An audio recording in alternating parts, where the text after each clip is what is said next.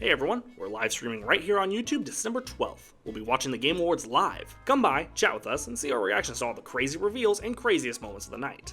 Also, we have a YouTube membership. By supporting the channel through this membership, you gain access to exclusive member posts, stickers and badges, a thank you in the credits of our videos, and early access to all our videos. Please subscribe, leave a like, and show your support. Thank you.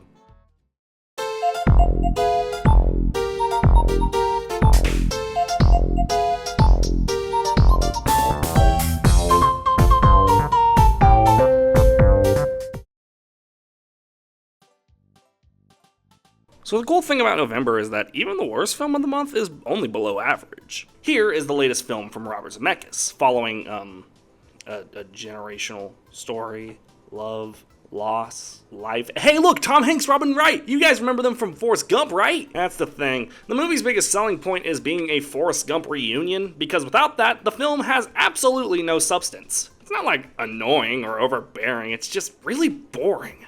Robert Zemeckis is a director who had such an amazing track record leading up to the turn of the decade. But I think specifically with Welcome to Marwen in 2018, he favored basic stories over the stories that created his career. I seriously can't think of anything that released since Welcome to Marwen where his talent truly shines. Here isn't one of the worst of 2024, but it certainly is the weakest of November.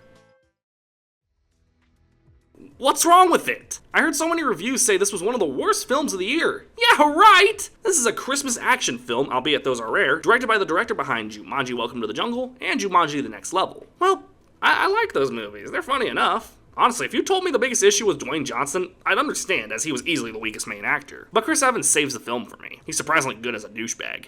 Imagine Captain America being an asshole. For you, Cap, I got no coordinates, no clues, no strategies, no options, zero, zip, nada. No trust. Liar.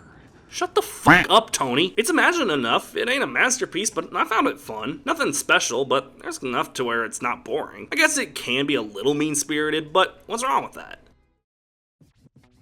Hey, it's the best film Disney Animation's done since Encanto!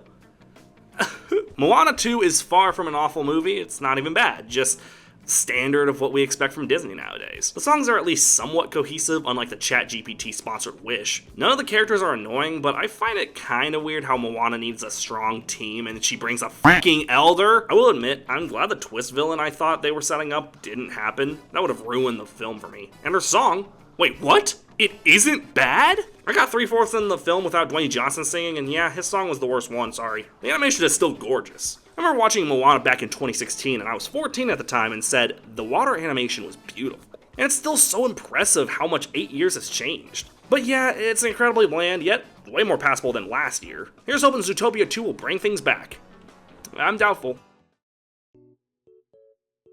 Don't let Gladiator 2's lack of being in the top 3 trick you. This is way better than I thought it would be. Ridley Scott is sadly in the same group as Robert Zemeckis, where it seems there was a time where his films just went into a downward spiral. I still can't forgive House of Gucci, but this is easily the best film he's done since probably The Last Duel. I do like that they let us get to know these characters. Denzel Washington was great as always. I surprisingly really found the Emperor twins to be entertaining, but one of them is played by Eddie from Stranger Things, and that's cheating. But yeah, I was overwhelmingly surprised. I'm gonna save the big stuff for the end of the year ranking, but holy shit, 1 month from now. For now, a pleasant surprise.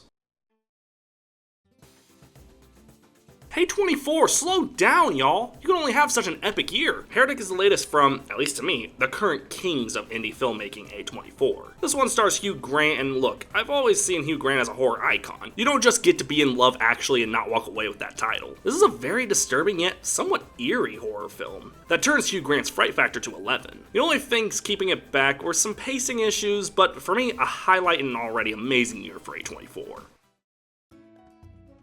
Taking silver this month is, in fact, another film that needed to be released more broadly in theaters. I guess Amelia Perez being on Netflix is fine, but this and Wolves deserve way better in my opinion. By the way, the fuck Apple TV? You pull Wolves from theaters and then you cancel its sequel? Shame! Anyways, Amelia Perez is a very impressive film, and after I end up seeing Y2K, Amelia Perez will actually be the biggest festival film I wanted to watch. If you don't know, it's terribly difficult to see these festival films since I don't go to a lot of film festivals. But I made a short list of the films I absolutely wanted to watch from festivals this year, and apart from A Real Pain, I actually got to watch every one. Maybe that's a good sign. The cast was my personal highlight. Carla Sofia Gascon, I'm sorry if I messed that up, Selena Gomez, and Zoe Saldana. Everyone surprisingly held their own and made this indefinitely a great film.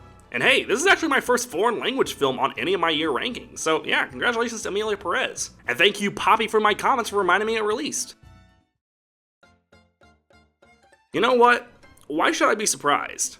This was literally the film of all the films I wasn't expecting to like that had the most against it. Really, think about it. This starts as far back as it not only being a musical, but a Broadway adaptation. In a time where those are just so hated. And then we also had the infamous fan edit drama where a fan edited a poster to be more like the Broadway poster, only to receive criticism from star Cynthia Erivo.